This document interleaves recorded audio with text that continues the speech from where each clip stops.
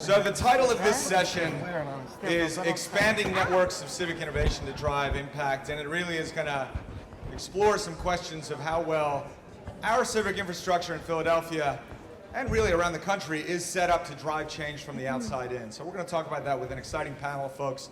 I'll do introductions first, but the first introduction is to our sponsor for this panel, Deloitte, and Rob McNeil, the managing partner for Deloitte here and a member of the Economy League board. Good afternoon. Woo. I think we saved the best for last, and it has nothing to do with me. It's about this fantastic panel. So as Nick said, my name's Rob McNeil, and I have the privilege of serving as the managing partner for Deloitte's businesses here in Greater Philadelphia. I've been a proud Economy League board member for the last 12 years, and today I'm joined by two colleagues from Deloitte, Matt Warko, and then Ed Trainer, who also serves on the board with us. Deloitte's been a big supporter of the Economy League for more than 30 years, and it's really significantly important to us.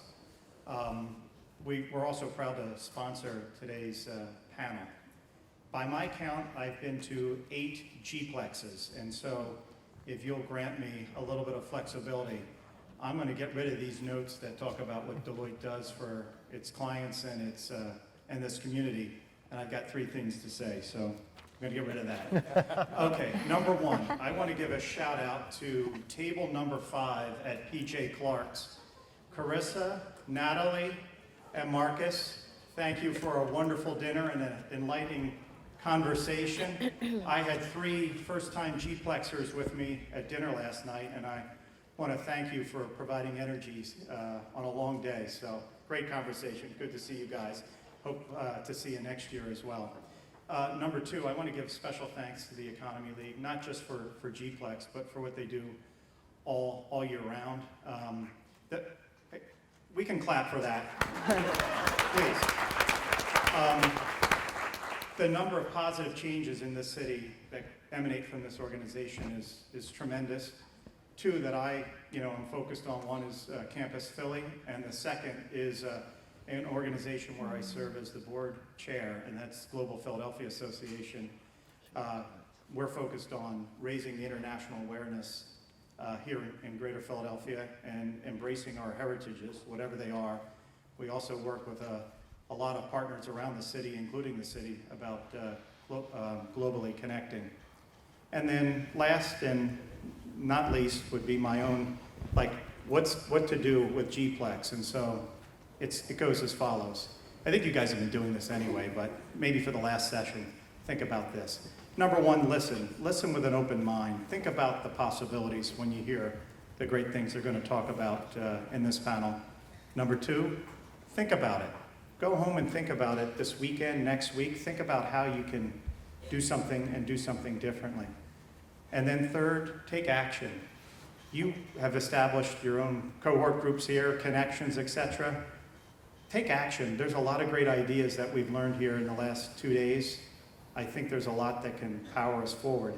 But before you do any of that, do something, and that's check your biases at the door, whether they're conscious or unconscious. Don't think about what's in it for you or what's in it for your organization. Think about what's best for Philadelphia. That should be first. I think if you do that, we'll move the needle a lot further than we've done already, and we'll do it on a time frame that gets measured in maybe months and years as opposed to generations. So that's my last parting shot. With that, I'm going to turn it right back to Nick Frontino to take it away. Go ahead, Nick. Thank you, Rob. We appreciate Deloitte's support of the Economy League and the Leadership Exchange. All right, this is our closing session, and we're going to have some fun here. So we just heard, of course, from the Full City Challenge winners, and the Full City Challenge was a bit of a departure for the Economy League in terms of the formula that we employed to drive change. Right? The Economy League's been around for 110 years.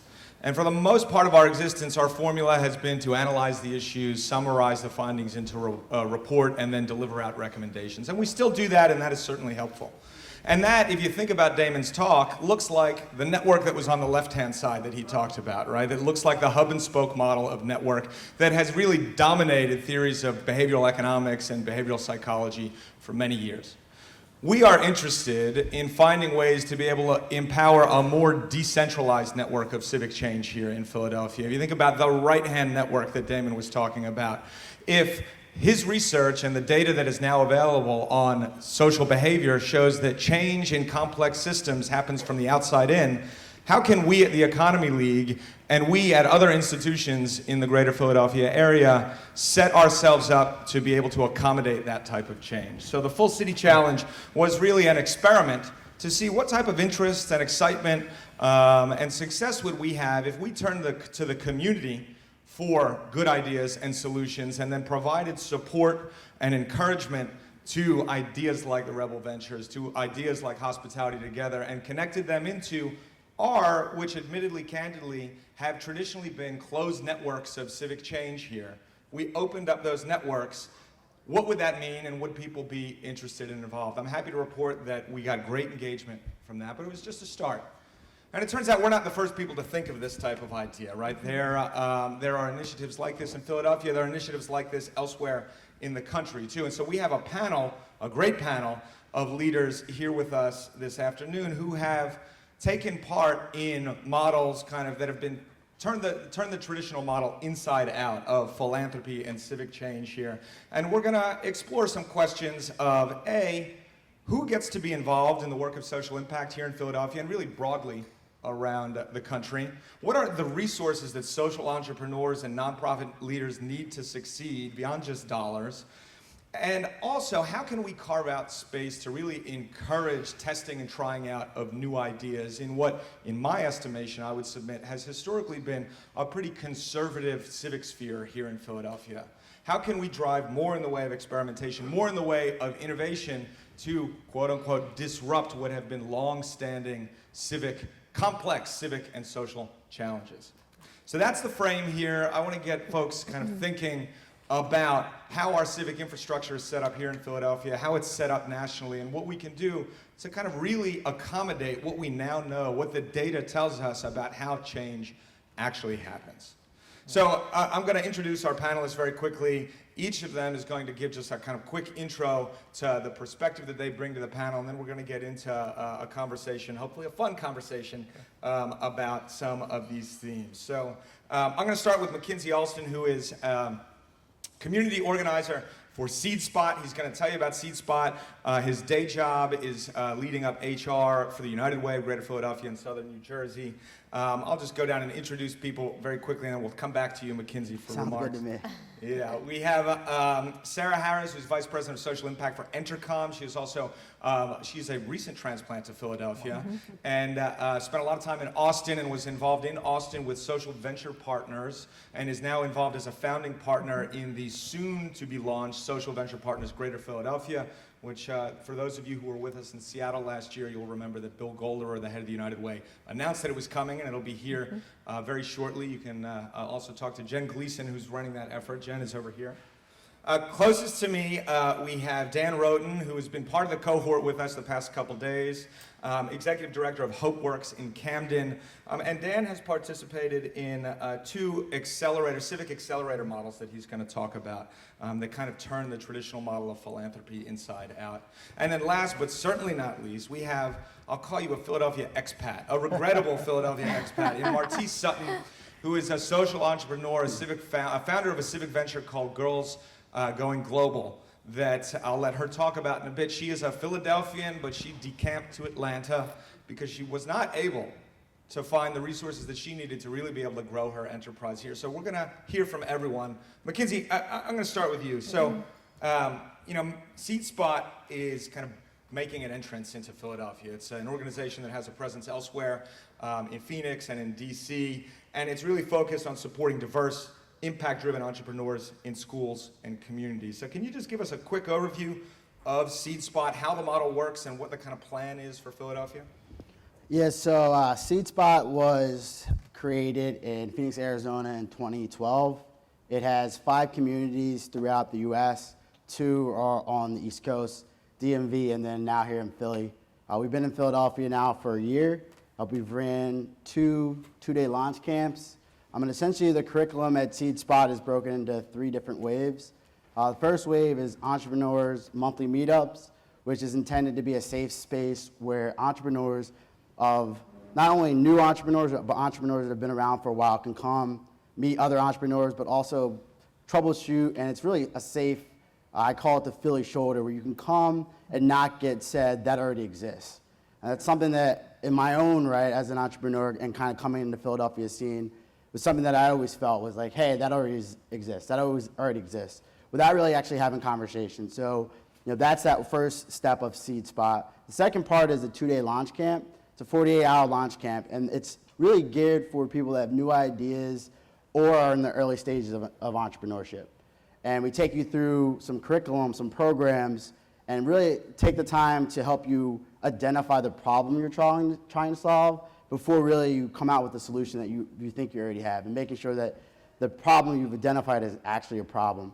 From that step, then we have a mentor night where people come. Again, it's like speed dating. You talk to other entrepreneurs, other leaders in the community, get feedback, but it's helpful, non-threatening feedback of how you can continue to move your idea forward, followed by the second day, which is you come put your pitch deck together, and then you have the opportunity to pitch to a room of people from the city, leaders and other entrepreneurs. Again, getting feedback and doing some things like that. And then the third piece of the curriculum is Impact Accelerator.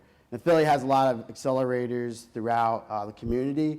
So from our perspective and the team here that brought SeedSpot to Philadelphia, really focus really on the meetup and the 2-day launch camp right away, because we felt like that was an opportunity that Philly was missing. A place you can go, be safe, feel comfortable, not only sharing your ideas, but getting relevant feedback that wasn't going to discourage you, but challenge you to level up and continue to drive value inside the city of Philadelphia. Great, thanks, McKinsey. And I have questions. We're going to get into that. Sarah, I'll turn to you now. So Social Venture Partners just kind of launching soon in Philadelphia. I ask you to kind of give just the background, the short model there, and then just talk a little bit about the work that you do at Entercom as well. Sure. Social Venture Partners is designed to be business thinking and new models to solving social problems, essentially. And my background with Social Venture Partners is in Alston, and we had a pretty big gap between our business community and nonprofit community, and SVP came together and said, we think that we can be entrepreneurial, we can try different investment solutions. There's a lot of things the business community can apply to help solve or scale or rapidly correct social problems. And what was really fantastic about the experience is when we rolled our sleeves up and jumped in, of course we realized it was more complex than many of us had thought from the onset, and it became this beautiful bridge building relationship where the nonprofit community and the business community really came together and realized what we need is sharing resources and expertise and collaboration, and in the process of applying new models realized that it's really about broadening our thinking and the way that we approach things collectively that allows us to create bigger impact. So that is the philosophy behind Social Venture Partners, is how do we use maybe new and different models as a catalyst that invites the business community into social challenges in a different way, and then in the process of being engaged transforms the social venture partners and the folks that we're working with in the community, and in that process creates transformation. Great. Martice, so you founded Girls Going Global, focuses on empowering girls of color through travel and cultural exchange to become creators and leaders of the world. You also participated in a program called the Civic Accelerator, which until a few months ago sat at the Points of Light Foundation in Atlanta, is now a social impact fund called Acumen, and your team was one of two to receive a $50,000 investment from the Civic Accelerator. Can you just give us the quick capsule on Girls Going Global and the Civic X model and kind of why you were drawn to that? Yeah, so I guess the quick skinny on Girls Going Global, I, as Nick mentioned, originally from West Philadelphia, born and raised, Hallahan Catholic Girls High School, so all things Philadelphia. I went to school at Spelman College, and so when I came back home and I wanted to start this organization, in many ways, I didn't have a strong network, right? Because of course, when you go to school, that's where you build a lot of your network. But I had traveled abroad, I came back, and I wanted other girls to have experiences that showed them there was more to the world than what they saw every day. And what I experienced when I came back home was just a lack of support. And to be quite frank, I mean, this is our last session, right? So we can just talk, we can let it all go? Okay, perfect. So I think outside of just not having a network, I was young, I was Black, and I was a woman. And I found that that was not a recipe for success in Philadelphia. And that was just my experience. I'm not going to generalize it and say that's what everyone goes through, but I felt that was what I went through. And again, that was also in 2012. So what led me to Atlanta was, you know, we've been doing some work here in Philadelphia, but Atlanta just seemed very interested. Other foundations wanted to bring their girls to be a part of it. And so we tried some stuff out there with them. And then that just morphed into, we started working with girls throughout the US and started to do operations in both cities. And so what led me to the CivicX Accelerator, they combined for-profit and nonprofit ventures to really focus on scale. And we were at a stage where we've been doing these different things in different cities and we didn't know what it looked like to grow our impact and grow our organization. And so being a part of the CivicX Accelerator really helped us to flesh that out. So are we going to jump into school systems? Are we going to pursue a city model, city chapter model? That was really what drew me to that accelerator, to learn more. And then also, they stop you in 3 different cities. And so the cities last year were Atlanta, Philadelphia, and Chicago. And so what excited me the most was this opportunity to get back home and get in front of a room of people that would listen to me, right? Because I felt like I tried everything when I was here. Like I was in the Miss Philadelphia pageant, y'all, just so that somebody could listen to me. And I was first runner-up, hey. But, you know, I said, well, maybe if I put a crown on my head, somebody will say, hey, what do you do? That was literally, and my platform was global education. Seriously, y'all, I tried everything. So the biggest win for me was last year when we came to Philly, we were at Comcast, so thank you to all the Comcast folks here, and we did this, it was for bragging rights, but they filled the room with different people like yourselves, and you were gonna vote on what was the venture with the most potential, and we won. And when I say, I didn't win any money then, but that was enough for me. Like I literally broke out in tears because to come home and feel like finally, this idea was being embraced, I was being embraced, it meant the world to me. And so I'm really excited to be here. Yes, I'm in Atlanta now, but my biggest dream is for us to thrive in Philly. You know, I want us to impact 100+ girls in Philly every year if I had it my way. And I would love to hear more about how you all think that can happen. Awesome. And by the way, we twisted Martice's arm and she flew from Atlanta to Philly just for this, too. It wasn't a twist. Welcome her back home. So Dan, last but not least, you know, Martice is a founder. Hopeworks has been around, what, 20 years? Yeah, almost? just 20 about, years yep. now.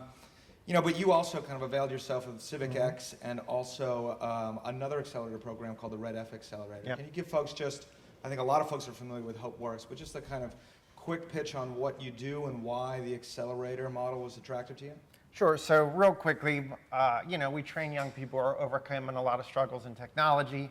We know training is not nearly enough, especially for young brown and black people who are entering in a tech or complex industry that is often aligned to exclude them. So they also work for us. We provide outsourced technology solutions to companies as large as Comcast and as small web development design firms. Our young people train with us, then they work for us, build a professional portfolio, move on to industry. And the reason we were so excited, oh, and by the way, it's worth noting that Hopeworks lost the Girls Gone Blue. Okay, I think that's, and rightfully so. The reason we're so excited about the accelerators, as an organization that's been trying to work with young people transforming lives, we've seen in this region smart people, right?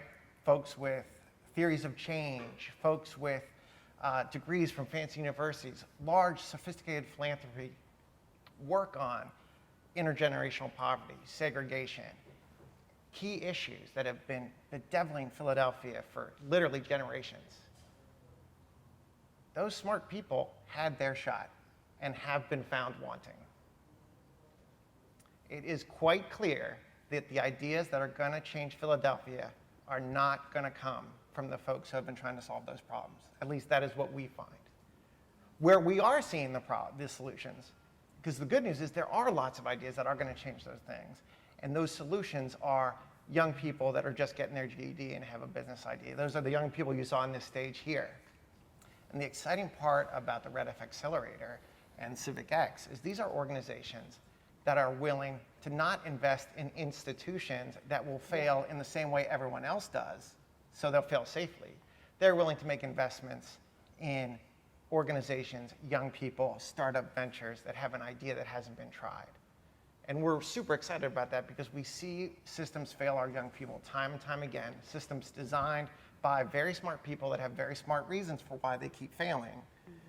And instead, we think it's much riskier to stay with those solutions we know won't work as opposed to investing in young people and startup businesses that at the very worst will fail in a different way than we always have. Yeah.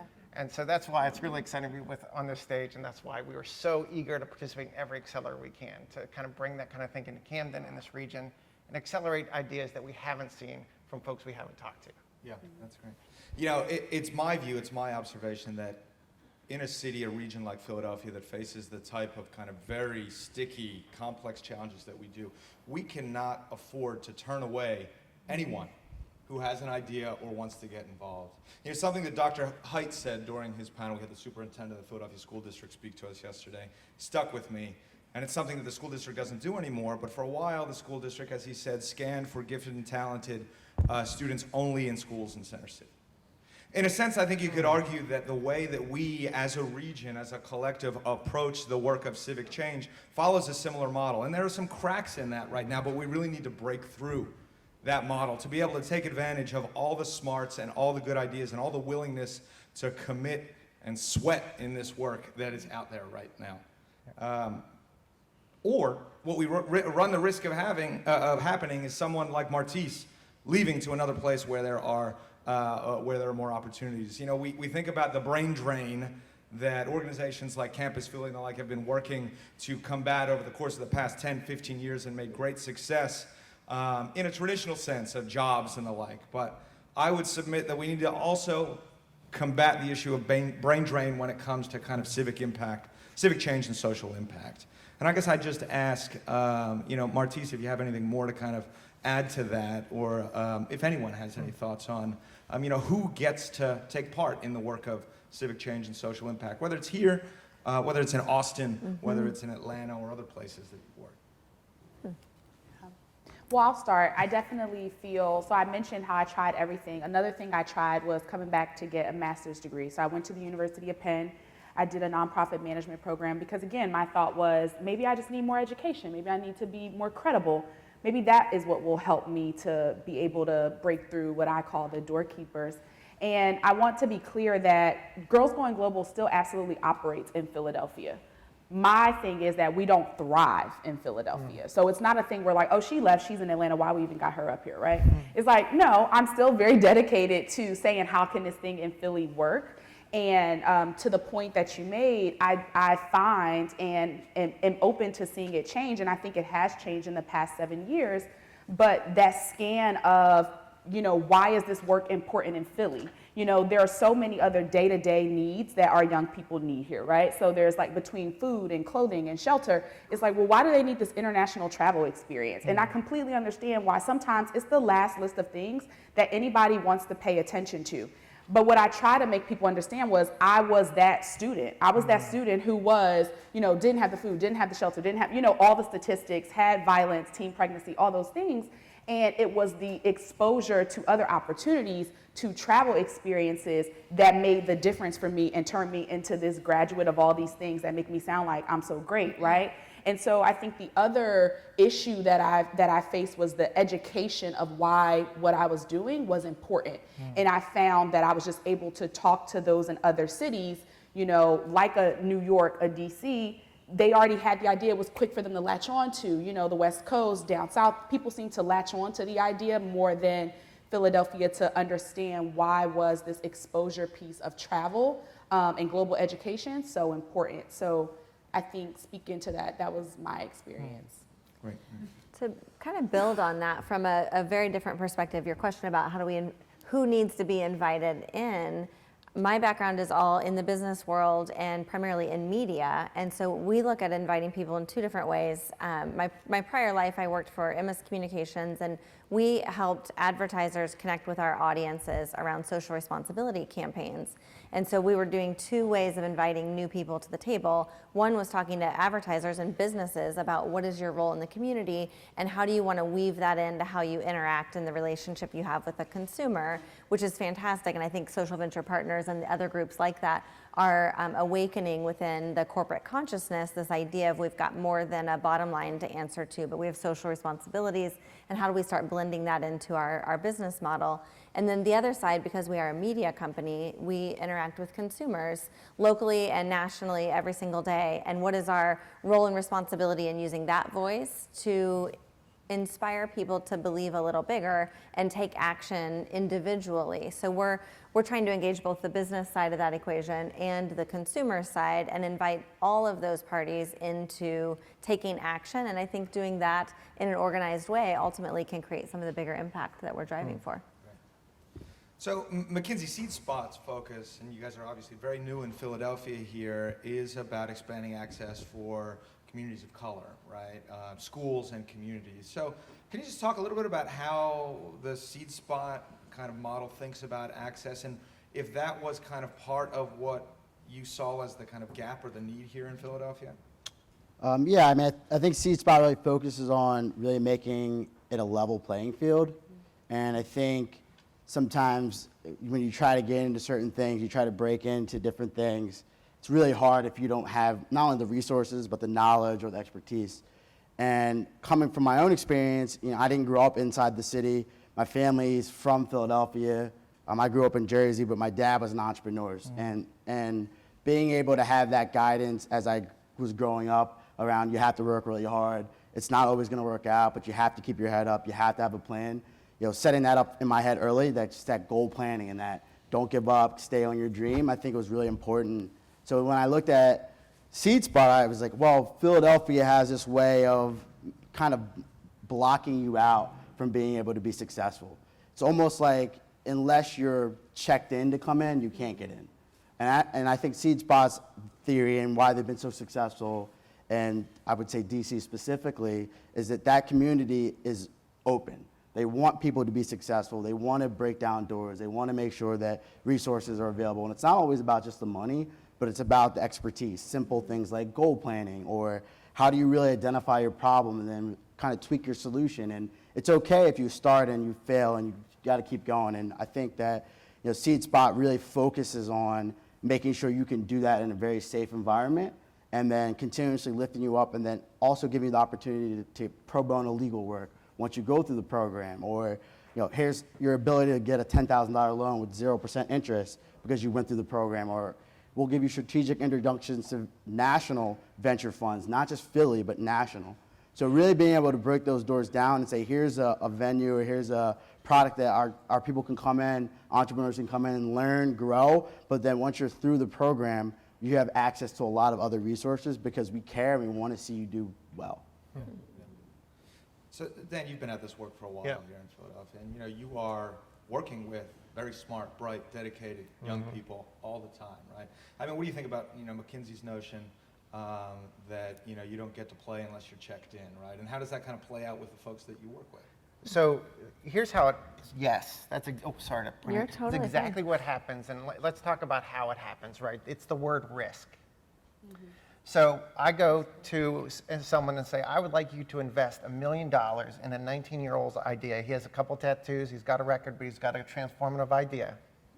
And they say, that's risky. So let's look at that risk. First thing, it may not be sustainable, which is their way of saying it will not be profitable after 9 months. I don't know if anyone's followed WeWork's IPO. Go Dan. Or Uber. But that's not risky, but the kid in West Philly is. It's John. The other thing they'll say is, he will mismanage the money. Let's not give him the money. Let's spend $1 million on capacity building or training. And rather than give the money directly to the young person with the idea, we're going to give it to an established nonprofit to train that young person. Because what if he mismanages that money? So let's look. Let's give him $1 million. Let's say worst case scenario, he just gives it to his buddies. Let's say he gives every one of his buddies $35,000. That's a living wage in Philadelphia, right? Quick math. That means from that investment, 28 young people will get a living wage job. I am here to tell you there are workforce development programs in this region right now that with $1 million grant cannot deliver 28 living wage jobs. Yeah, say so.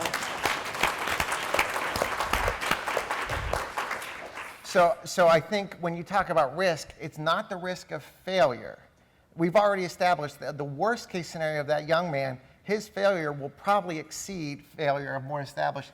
The worst case is failure that is different than failure that everyone else does. It is safe to fail in Philadelphia as long as you do it the same way everyone else has. Yeah. Yep. And so I think that is how people get excluded. And I would also add, go.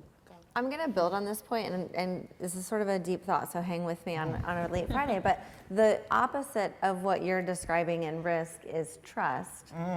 Great. And what you're describing is a lack of trust or belief or confidence in new approaches or new people at the table that maybe we're not familiar with or comfortable with, and maybe an awakening of trust and belief in potential, however potential might look or show up or package something, could be transformative. That's all. Awesome. Let's do that. Let's believe in the power of the possibility. Just going to steal that. Okay, go. Sorry, Patrice. Do you have anything? They said it all. They said it all right. I'm not one of those We're in panelists sync that's like, here. and I also want to say, girl, it's said. Next. So, I mean, let's talk about this idea of risk, right? Like risk in the world of social impact or civic change. Because, you know, risk when it's just about money is kind of quantifiable, right? But this notion of risk as it relates to kind of innovation and the churn of new ideas, right? What needs to happen? And maybe, Sarah, you can talk a little bit about this from your perspective working in Austin, which has kind of, I think, maybe more of a culture that is accepting of risk, broadly speaking. What will it take in Philadelphia, or in really any kind of large civic ecosystem, to get to a place where we as a community are more tolerant of experimentation and risk, and if somebody tries something and it doesn't work, we don't kind of stiff-arm them coming out of it? I don't know if I have all the answers. And I can tell you some stories about Austin. It is a very entrepreneurial city, and there's a vibe of try it and what's the worst that's going to happen? We'll try again. And there's a great creative destruction that comes from that. There's an energy in failure because it's going to fuel the next success. And I would say with Social Venture Partners, one of the early projects that our team there invested in worked, and it took this entrepreneurial zeal and just elevated it to a whole nother level of, hey, we actually got one that worked right out of the gate, and we were able to create a new business model that created revenue generation for a nonprofit that turned into a software platform that was a scalable enterprise to help fuel the social impact of their mission. And so then that brought more social venture partners to the table to then fund the next round of investments that we wanted to make. But there was no fear of if it doesn't work, and we've had a number of things not work since then, and they've all been seen as positive stories because of the learning and growth that came out of it. So it is a complete mindset of not fearing failure or fearing loss, but acceptance and celebration of that as a way to fuel what could be the next win. It's part of a learning or educational process. Yeah. Even. McKinsey, Martice, what do you think about as folks who are kind of entrepreneurs yourselves and are kind of predisposed to risk a little bit, right? Yeah. What needs to happen, to make you feel empowered to take those types of risks? Yeah. I mean, I know for us, one of the experiences I had in the CivicX Accelerator was for, I want to say at least 5 or 6 years, Girls Going Global has been volunteer run. You know, we didn't have an employee. And so I know oftentimes we had to get scores every week. And so we would always rank lower on the entrepreneur or team ranking because there was this concept that, well, how could this be sustainable? There's a huge risk here because you guys have been volunteering this whole time. So we don't know if it's really going to be sustainable. And making not only the people in that room, but I think largely in this space in general is betting on people who have been doing it without a paycheck for a long time. And so I had to make them understand that, you know, you shouldn't take away points for that. If anything, you should see that I'm so dedicated to this that for 6 years, I still managed to take 60 girls to Canada, Belize, Costa Rica, Peru, Italy, and Ghana, right? Still working a full-time job, still doing whatever else. It was like nobody was seeing the pro to it. Everybody saw the con. And so have experienced that not only in Philadelphia. I would say that is my experience within the nonprofit or philanthropic space in general. I think there's this concept of, for lack of a better word, like B2B versus B2C. You know, people will invest in the institution, the old time, you know, United Ways, and no shade. But, you know, but not the person, you know, and so everybody thinks it's so cool now to have an accelerator, to have an incubator, to come up with all these things, you know, it's like, or we could just focus on changing lives. Like, why can't we just say, hey, we have an application out for how are you changing somebody's life? We're gonna give you a check. You know, we gotta come up with ways to find sponsors, rent a ballroom, do a pitch night, all these things, all to get to the same end goal. And so I would love to see us do that. Like, I would like to see somebody in Philadelphia just take the risk of, we're just gonna throw a make change night, right? And you literally, you go up there, you say your thing, and maybe you get $500, I don't know, some type of seed investment, but not taking people through the ring, because yes, I won the money, but I had to dedicate 3 months to that accelerator program of intense. It was a 10-week intense thing. I had to meet every single week on top of everything else to win this money, which in the long run, you know, okay, that helps me do operations for another, 2 months? You know what I mean? So in regards to just risk and how that's seen, I think that is a way that I would say all of us in here could jump into that and do something different. Just to underscore your point, you're really describing that we collectively have greater belief and trust in institutions than people. Yeah. And if we take apart an institution, it is people. When So can- diffusing that, get to the people. Yeah. Can I add that? And I think one thing that Philadelphia's a great strength, but also a huge weakness, is Philadelphia's institutions. Often, Philadelphia, in my experience, in the nonprofit world, will fund an ineffective nonprofit to preserve the institution, which typically means people like me get to keep their jobs and benefits while people that need it don't get services, right, that are effective.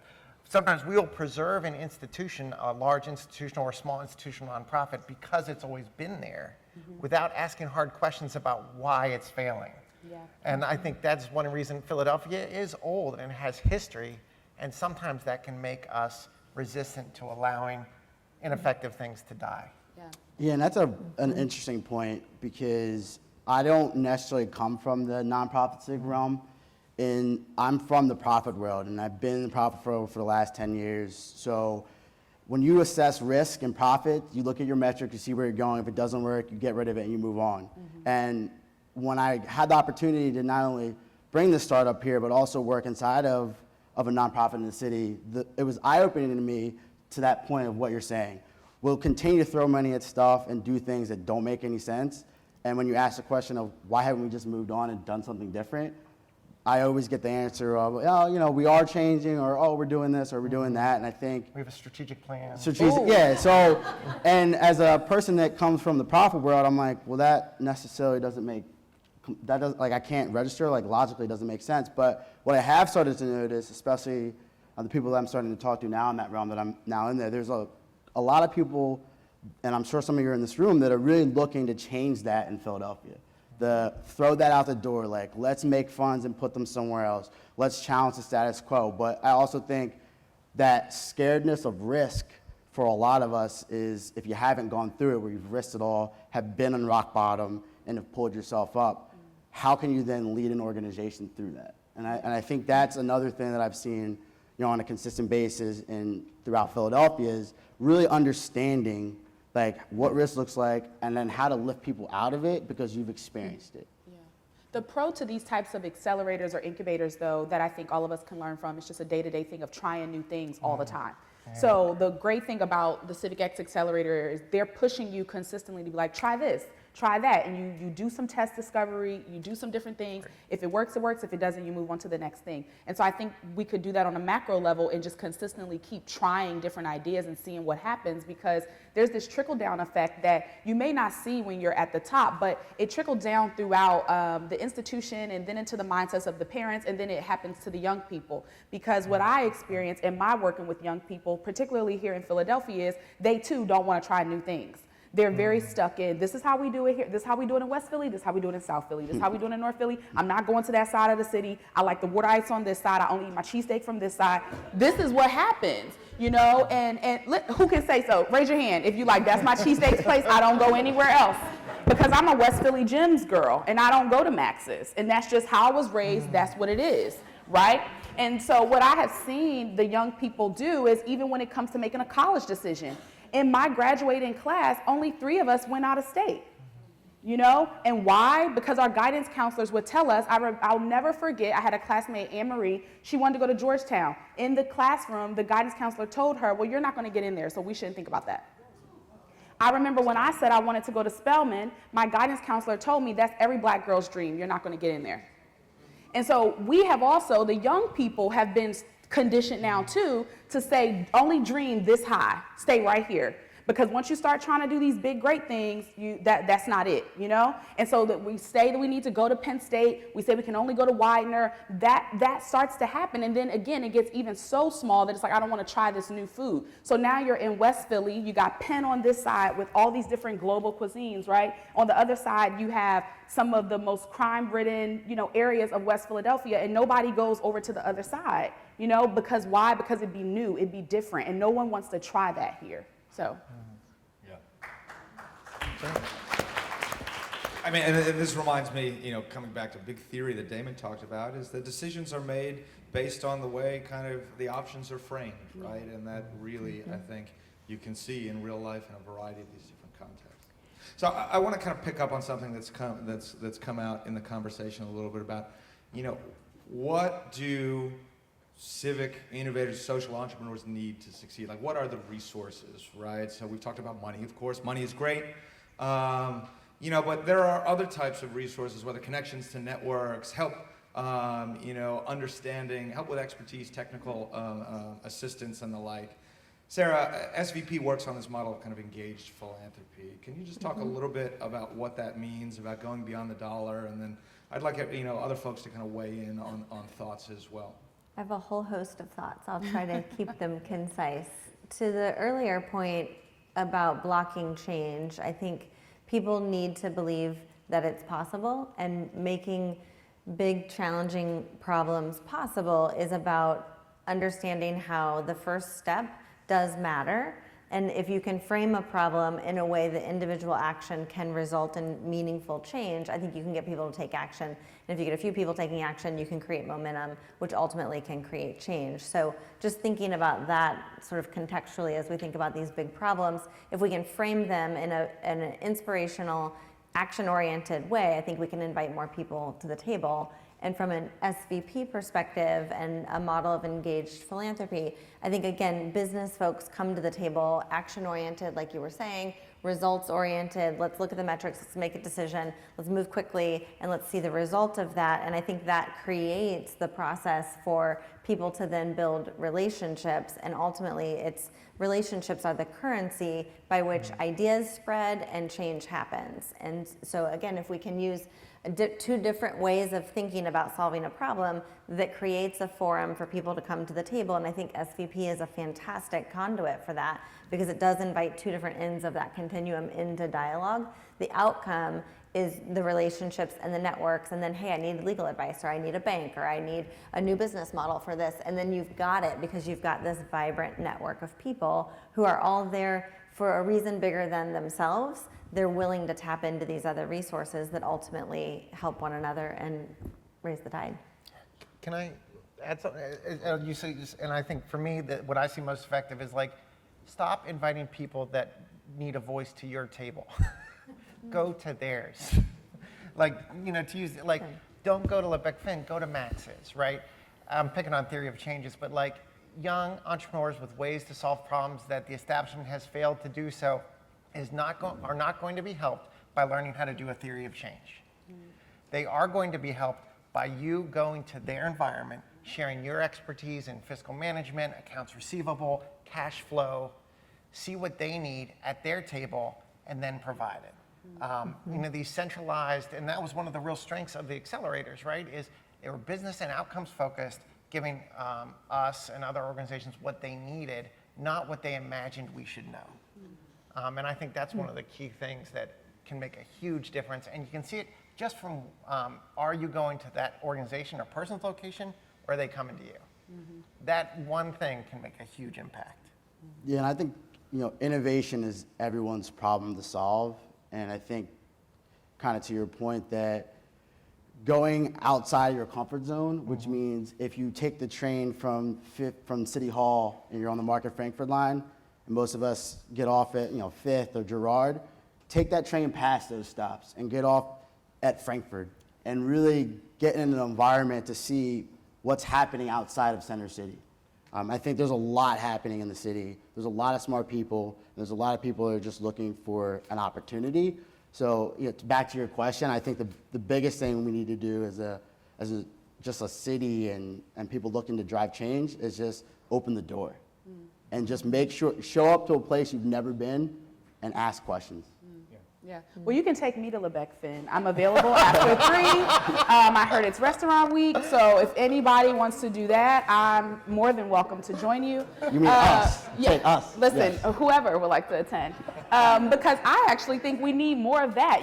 Sometimes these civic ventures, we're just seen as these little things, this nice, we're nice, we're cute, we're qualitative, and we're treated like that. Like you get treated like a nonprofit.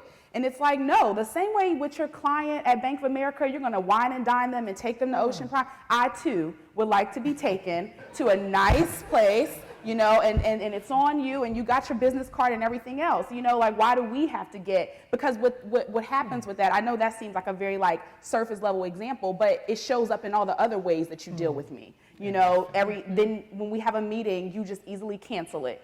Or you're not really focused there's no notes being taken, or it's not passed on to the right person about the conversation. So that shows up in so many ways. And what I think, I would say, civic ventures need are people outside of money. I know I struggle. I'm always looking for people with expertise or connections or networks. And that's because, for a lot of this, I have been figuring it out as I go. But I would love to have somebody that, people always say to me, you guys should get an airline sponsor. Duh. But who can connect me to American Airlines? I don't have a board member that can do that. So I always am looking for people. Apparently there's somebody here that's from American Airlines. Oh, no, the email was already sent. I got the vibe. Don't worry about it. I just wanted to throw it out there. Listen. The email was already sent. That was a plug on purpose. Everybody catch that. But that's my point. So I think more of us need people that are willing to talk to us, willing to mentor us, willing to guide us and nurture our talent, because for some of us, maybe we don't know the best way to make that approach to a corporation and make sure they see the ROI, right? So how can you help us to make sure that we're delivering on that for a corporation as well as for a foundation? How can we measure our impact better? So again, people, networks, I would say outside of funding, that's what civic ventures really need, is that expertise to come on board and volunteer their time and talent, not just their treasure. Yeah. Right. So I want to open it up for questions soon, but before we do that, I guess 30 seconds from everyone on what do you want the folks here to know about how they can get involved, how they can help, beyond taking you to Lebec Fin, about how they can help you with the work that you're doing, either in a very small way or in a bigger way. So Martice, since you were rolling earlier, let's let you just keep carrying. I'll go last. I'm going to think. Okay, all right. So Dan, you know what? Let's start this way then. Yeah, I think, 2 key ways is come visit, right? See what our young people are doing and capable of. And the second is, if you're thinking about making a donation, consider purchasing services. It is much more helpful to Hopeworks and our young people if you see what we're capable of, and if we're a fit for your business, and I guarantee it'll be the best service, do that first. And I think that's true for Hopeworks. I suspect it is true for many entrepreneurs and social enterprises. Of course, a donation is helpful. Purchasing services is much more helpful. And so I would consider thinking about how you do social impact in a different way. I will build right on that. When you purchase a service, you are modeling engaged philanthropy in a way. You're creating a relationship, a transaction of sort with an organization, which does invite you more into a deeper relationship. So that's a great way to get started. Right. And for our audience, thank you for listening so attentively. I would urge you to challenge the status quo and question why you do what you do at every turn. And reflecting on that, take action. Individual action, take action in your workplace, take action with your philanthropy that is different based on that earlier reflection. And an overt plug for Social Venture Partners Philadelphia.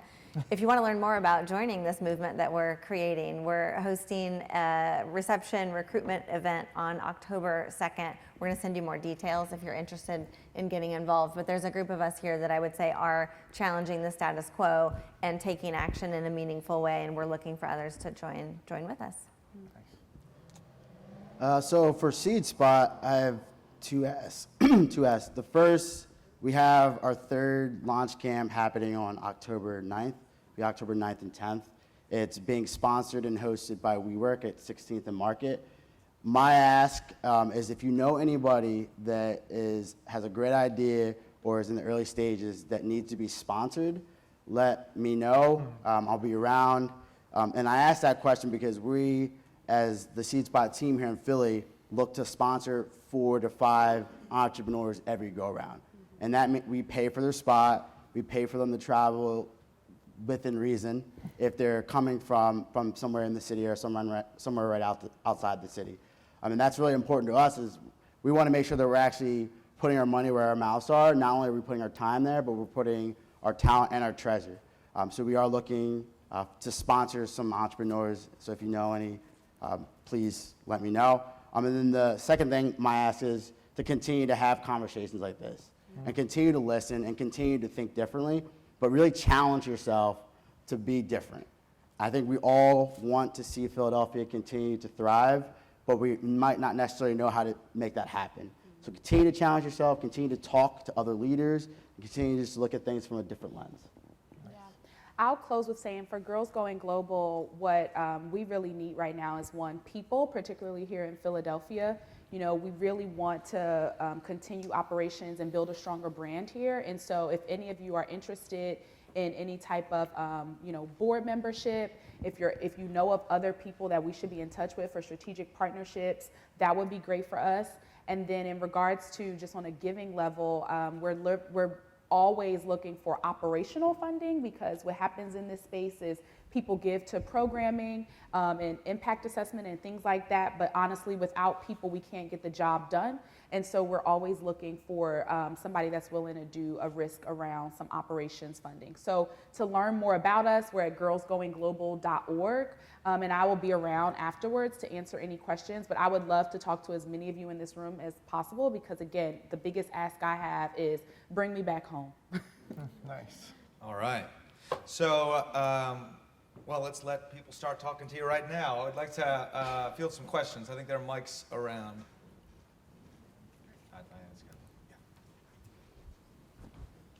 Hi, I'm Kim Ramirez. I'm part of the tech community here in Philly, and before I was the tech community, I was part of the corporate community.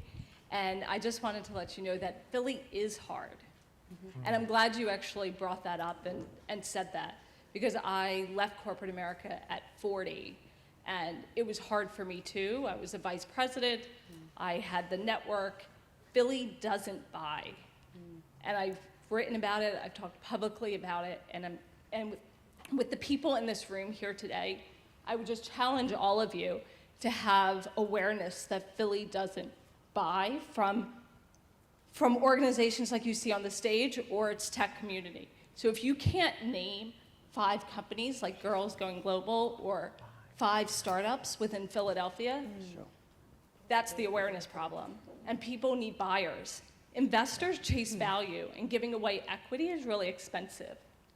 So I'm really happy that you brought this up, and I think you just did it in a brilliant way that lightened the mood, but really got the point across. So thank you. Thank you. Here. Hi, Christine Knapp. Sorry, I have a sore throat. I'm struggling a little bit with, we visited the Energy Coordinating Agency yesterday on our regional exploration. They're like a 40-year-old nonprofit that's been doing low-income energy assistance counseling services and now green jobs training. That, quite honestly, for those of you who are there, I think will agree, doesn't do a good job marketing itself. People didn't know about it. I'm guessing the majority of folks here don't know about that work that they do. And so I'm thinking about how to apply like civic innovation and the concept of entrepreneurship to an existing organization rather than new startups. And then struggling with this idea of feeling like there's so many new ideas and new groups and new entrepreneurs that want to start a new thing. And then, but how do we actually encourage people to partner so we don't have 10 different groups doing things and soaking up resources in 10 different directions, but strategic partnerships in a stronger way. I've seen some, the Drexel and the Academy of Natural Sciences merging some organizations that are making those strategic partnerships. So I'm just wondering how you kind of merge this idea of many new ideas, many new folks who want to get into the scene and connecting them with older or existing resources for stronger partnerships. Just to challenge an assumption that I often hear, like, well, what if there were? If there's 10 bakeries on my street, I'm excited. I'm eating a donut every day, and then I'm picking the one that I like best, right? The others will close, and we're left with a really efficient bakery. I would kind of push back. The only place where organizations are expected to partner and sustain each other so nobody goes out of business is organizations that serve communities that don't have strong advocates. So I would just say, what if there were 20 startups and they put all of each other out of business? As long as nonprofits and helping organizations are allowed to fail and close, that's awesome. So that's just my pushback. Is I don't think we should always partner. We should really try to deliver results. If partnering is how it's going to do it, let's do it. But let's not say that's the default setting. Yeah, because I think that narrative can quickly and perhaps sometimes unintentionally devolve into somebody's already doing that. Don't try. Right. Somebody's already in that space, and that is the kind of stifling narrative that I think leads to inertia and shuts people out from participating and getting involved in this kind of work. Yeah, but I do agree that, especially in my space now, there are many organizations that are starting to do similar work. So I do understand the concept of partnering to, again, not scatter the resources. And so to your first point about the organization who didn't market themselves well, that goes back to the operation funding that I mentioned and more funding around capacity. It's probably because they can't pay a good marketing person. That happens with tons of great nonprofits. They're not able to put their dollars in that. So I would challenge that as one thing to consider. Or also, there are always these cool different types of marketing programs where the grad student goes and helps out, but those things may not always be known about. So making those types of opportunities more aware. And then secondly, there are a lot of organizations, I know Community Foundation has been doing it, where they offer, partnership grants around, you have to collaborate with a certain number of organizations to be able to get the funding. So I know there was an organization, I'm blanking on the name here in Philly, that was doing something similar, but that's one way to kind of address that, is coming up with opportunities for people to collaborate. If I may, I Yes, please. just jump on the one thing about kind of overhead costs too, right? I think this is the only sector where some of your bigger funders can say, well, we'll fund you, but we're only going to give you a certain factor for overhead. Yeah. And you say, well, okay, but my overhead costs don't look like that right now. Yeah. So that means I'm going to take your money and I'm going to run my program, but I'm going to basically run it at a deficit, and I'm going to have to make up what you're not giving me from another funding source. So I'm having to do double duty to be able to pay for the work that I'm trying to do. Building on the collective thought, there are ways that you can bring organizations together across sectors in new models that create value for both. And I've spent a lot of my career helping businesses underwrite ad campaigns for nonprofits and providing that marketing expertise that nonprofits often need, and then a megaphone for the programs or services that they're trying to spread the word on. And it's very easy for a business to underwrite that and get the business value. It's very easy for a media company to design an ad campaign, and it's very effective for a nonprofit to get new customers and more awareness. And that's just a different way of building that circuit. And it takes you walk a little extra mile than just doing a traditional INI version of that, but in doing so, you create more value for all the partners. So for existing organizations, there are ways to rewire the way that you structure your business that can be positive net growth for everyone. Yeah. Yeah, I think there has to be some leadership accountability in that as well. So even from a SeedSpot's perspective, although we do have an impact accelerators, there's hundreds of accelerators in the city that are already doing it really well. And some of those accelerators actually turn away hundreds of leaders that are new to the game, have an idea, or early stage startups. Hey, here's SeedSpot. Let us help you. Bring those leaders to us. We'll have them go through our program because it's intended for the early stage, doing your idea and going through that curriculum. And then let us feed them back to you into your accelerator. And that's where I think leaders, as we continue to talk and look for ways to innovate, that's a very selfless way of adding value on both sides. Like making sure that at the end of the day, the person is not the one that suffers because we're not talking. Hey, I'm Chris Alfano with Coca-Cola and Jarvis Innovations. A fatal flaw that I keep seeing in the accelerator model is the accelerators get set up under this assumption that the entrepreneur will meet the accelerator where they are rather than the accelerator meeting the entrepreneur where they are. You have application processes that are very expensive in terms of time and risk. You have programs that are on a particular site and on a particular schedule. And while the accelerator's ideal candidate might be someone who jumped right into solving their problem, meeting their customers, the accelerator becomes very inaccessible to them because of that. So how can you tweak the accelerator model to better meet the entrepreneur where they are? I would just say, like one of the things we're doing at Hopeworks is, training young people in technology, but like October 19th, we're doing a pitch competition for our young people, and we're doing entrepreneurship and accelerated classes, not to launch the model, but to get young people who are maybe not experienced with that world accelerator ready. Like if it all works, you go from Hopeworks to SeedSpot to and I think that's part of it is, for us is number one, creating an ecosystem, understanding that if you really want to engage communities that are not traditionally included, just sending them the application is not enough. You have to create an ecosystem to include them. And then I think the second thing is explicitly talking about how racist and classist some of these processes are and being very clear about using those words and talking about how we can address those. Yeah, I think the other thing is we do have some organizations out there that are in the early stages of trying to figure out how to make this ecosystem, kind of to your point, where once an entrepreneur is in there, they can leverage lots of different resources. And the resources are at different places, and there's still some vetting going on, so I'm a little close to it. I can't talk about it, but kind of my thought on that, though, is I think it's been identified where if we can start to work together a lot more often and get our leaders into it, we can meet the entrepreneur where they're at. And it doesn't have to be this super formal process, but if we can hit you at different points, maybe you'll be able to get what you need before you even go to that accelerator.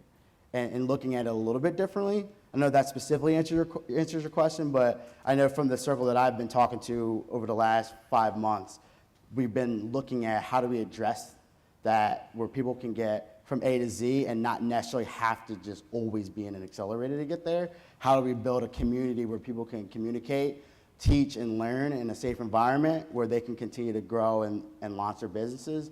If that means it's outside of an accelerator, great. If it's inside of one, also great. But I think having the options and the choice to the entrepreneur is really, really one of the most important parts. Yeah, and in the meantime, because the things that you brought up, you have to wait for the other people to address it, right? They have to fix the accelerator model. So in the meantime, as the entrepreneur or founder, you just have to be honest and realistic with yourself about the fact that this system may not be working for me, and being more intentional about what accelerators or incubators you do apply or align yourself with, just like any other thing when you're going to college or something else. CivicX is the one and only accelerator I've ever applied to and done.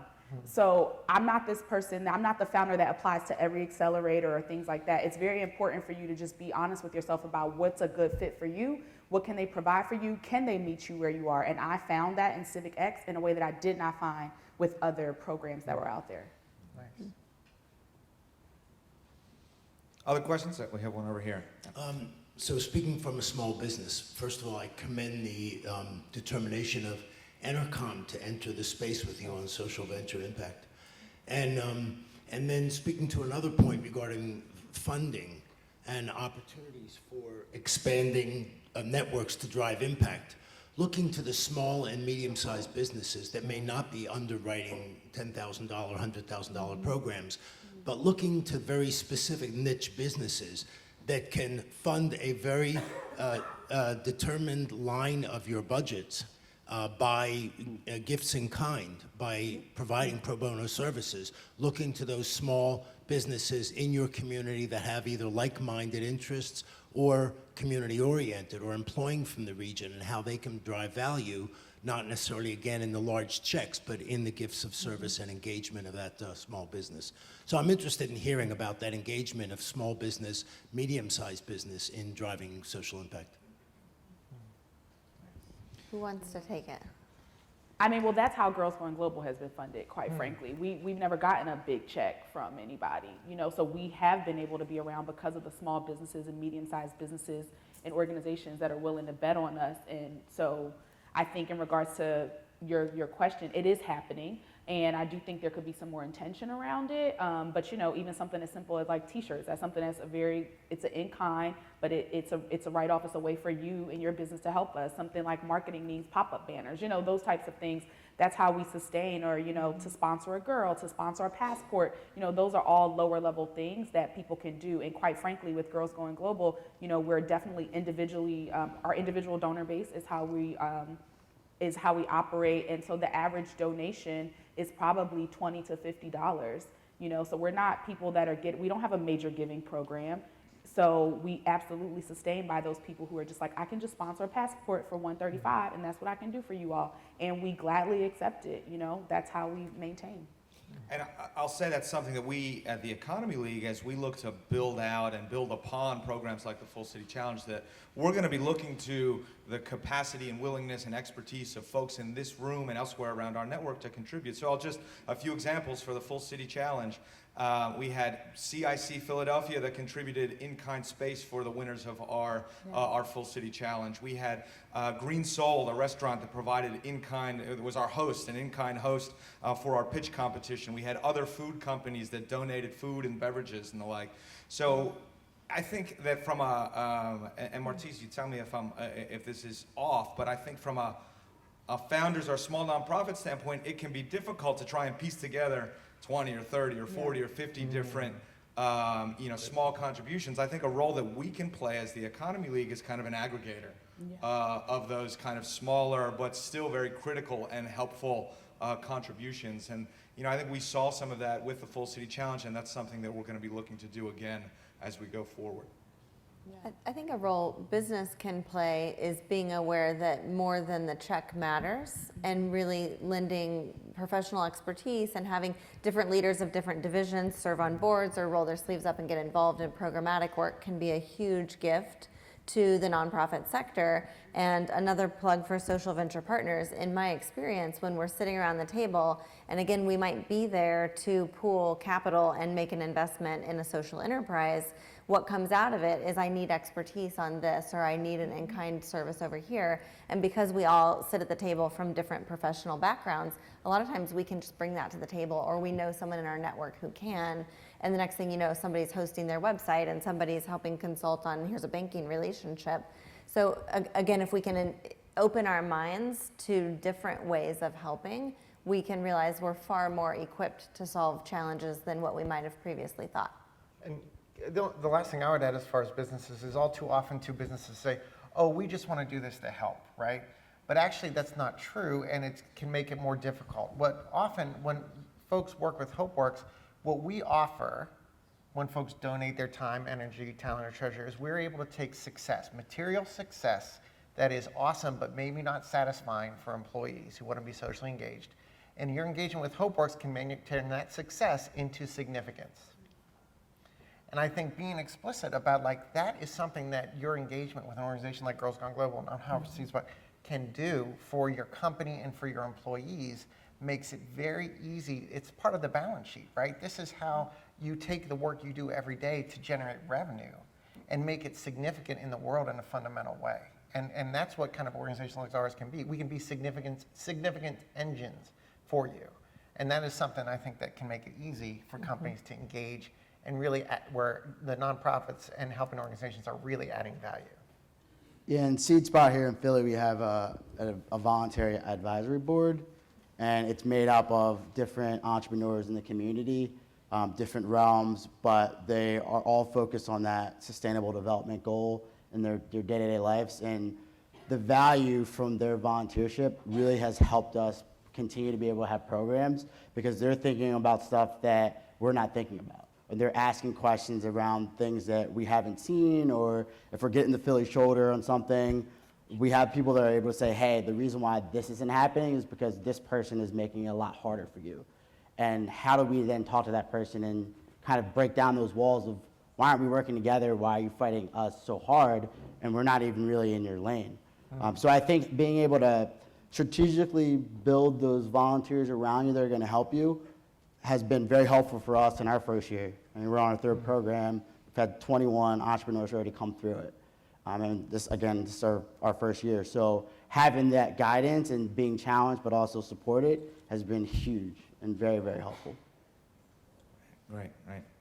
So I'm going to wrap us up here. And I'm just going to pull us back to Damon's earlier remarks, right? That this is something that we at the Economy League are thinking and very seriously about, and are going to be kind of putting our money where our mouth is, right? If change in complex systems does not happen the way that we always thought it does, what can we do to kind of turn our model inside out to accommodate what we know about how change really happens? Like I said, the Full City Challenge was kind of a first example of that. We're going to be working to draw upon, again, the expertise and the capacity within this community and the broader community to expand the networks and connect the different networks in Philadelphia that are driving civic change.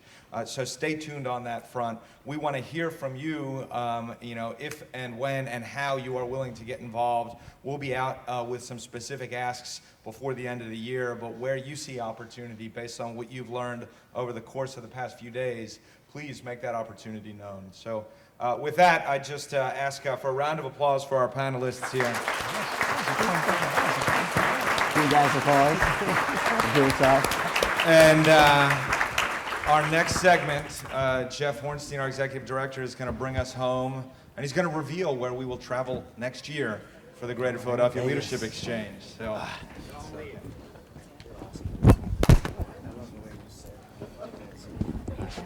Nice to meet you. Brian Drees is a very good friend of mine who represents you guys with CISA. Yeah. He said that Larry is fantastic. I was going to say, Yeah. I need to give you my card. They've been great. I want to stay. Thank you so much, Nick. Appreciate it. Well done. That was fun. Yeah. Because we. yeah, I'd like to learn. Yeah, that's what I'm saying. Like, it's. It's awful. Yeah, I feel like we have and then for you, like operations stuff. My background's been in that for 10 years. All right, so we are in the very home Oh, yeah, stretch. fine. So rather than go to a Yeah, break we can now, we're definitely just go going to grab close it. out. I'll get you out of here early. It's a beautiful day outside. I'm sure everybody wants to enjoy it. So what a whirlwind. First of all, I want to give Nick Frontino did an awesome job moderating and that rock star panel. But what a whirlwind this has been. It seems like a week ago that we were listening to Damon Santola give his opening remarks. We had our opening plenary on making change in complex systems. We had a regional exploration, sustainability, immigration, biotech, neighborhood development, public spaces, public health. We had our diner rounds. Mine was a little fuzzy at this point. Criminal justice reform. We had our Full City Challenge wrap. And this amazing last panel. So give everybody a hand for being with us the whole time. I thought the regional explorations were excellent. I really look forward to everybody's feedback. I really want to thank, once again, the amazing Economy League staff. Raise your hands, please, just real quick. The lean, mean team. Our friends from Witty Gritty, we could not have done without them. Thank them, too. Our friends from Dunleavy as well. This is a complex operation, complex change. I'd especially also like to thank our board chair, Peter Groman, our vice chair, Jim Markham, and our other vice chair, Amara Briggs, who couldn't be here with us, but the board is an amazing, amazing support mechanism for me, and of course our awesome sponsors whose logos you've been staring at all week. So I just wanted to pull out a couple of really amazing thoughts that came out of this thing. I could go on, do this for probably an hour, but I won't. So one of the things that I found really profound about Damon's talk, and there's been a whole lot of research on sort of the power of prior knowledge, right? Which is kind of where Damon starts, right? The community that people swim in biases the way they look at data. There's some fascinating experimental evidence and research on that, and that reinforcing social influence is really, I hate to use this word, trumps information. You know, part of what we need to do here at GPLEX is to build a new swimming pool, right? To build a new place for us to swim. And that's what we aim to do. We aim to create a whole set of new network possibilities. Because how many people in this room knew everybody in this room before they got here? That's good. I didn't even know. There's about half the people in this room I didn't know, which was great. That speaks to the breadth of our recruitment and selection process.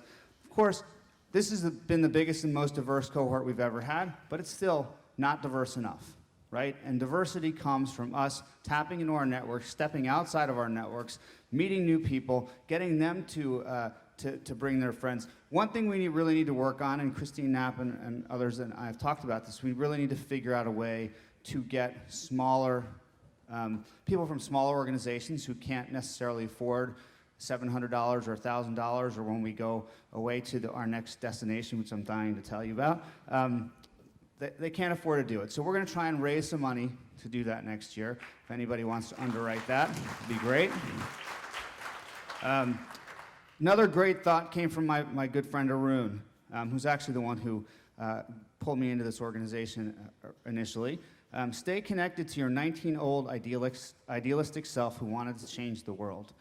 For those of you who don't know, I was a union organizer for 10 years, so I'm kind of an idealist by nature.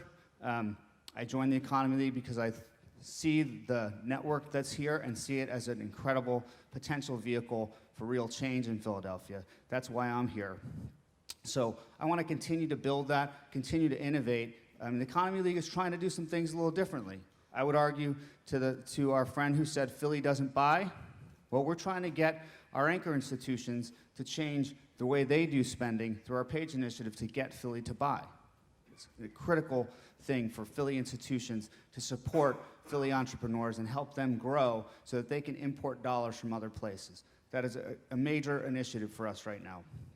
I love this thought that Dan just said. A kid with tattoos and a great idea is risky. Have you seen WeWork's IPO? That's like almost a line of, he had so many great lines. I tweeted most of them out. It's safe to fail in Philadelphia as long as you do it the same way everyone else does. That's exactly the kind of thinking we need to break out of here. So I'm trying to look at the Economy League. We're 110 years old this year, but I'm looking at us as a 110-year-old startup, right? We are trying to do fail forward, do things a little differently, create the webs of connections, create some of those strong ties, the bridges between networks, to create nodes, and you are all sort of nodes of complex contagion, right? You all have that possibility to create the complex contagion that creates real change. So I urge you to sort of grow and use the networks here, expand your own horizons, get to know people you haven't known, continue to get to know them after these 3 days are up. If you liked what you saw here, we are growing our board. Our board had 42 members on it last year, now it has 57, right? Our goal is to grow it, and my goal is to create the Greater Philly 100, the 100 organizations that get it, right? That all want to row in the same direction around an inclusive growth strategy for this region. So I encourage you to think about joining the board. It's not free, but we really want diversity. We want companies of different sizes. We want organizations of different sizes. We've added a lot of diversity to the board this year, both in terms of sector, demographics, but I encourage you, if your organization is not part of the Economy League family, to think about it. So, did you all enjoy yourselves? Excellent. So, we will be continuing to communicate with you via Reach, the texting platform we're using, via LinkedIn. If you haven't joined the GPLEX alumni group, please do. There's about 400 members now, but I know there's a lot of people in this room who are not on that group. We will be sending out a newsletter periodically called the GPLEXer to keep you informed about stuff. And we're going to be deepening our strategic partnership with Venture Cafe so that we can continue programming and get folks together throughout the year, not just this 2 or 3 day event once a year. We're going to call that GPLEX 365. Please, please, please fill out the post-event survey, which you will get by reach and also by email. It's really important. We actually read them. We actually use it to design next year's program. And we will be setting up, for the first time, a GPLEX advisory committee to help us drive sort of the way the program is going to look. In the past, we've mostly just set up a recruitment and selection committee to recruit y'all, but we really want to actually get you engaged in helping us set program. So if you're interested, let us know. There's a million different ways to get in touch with us.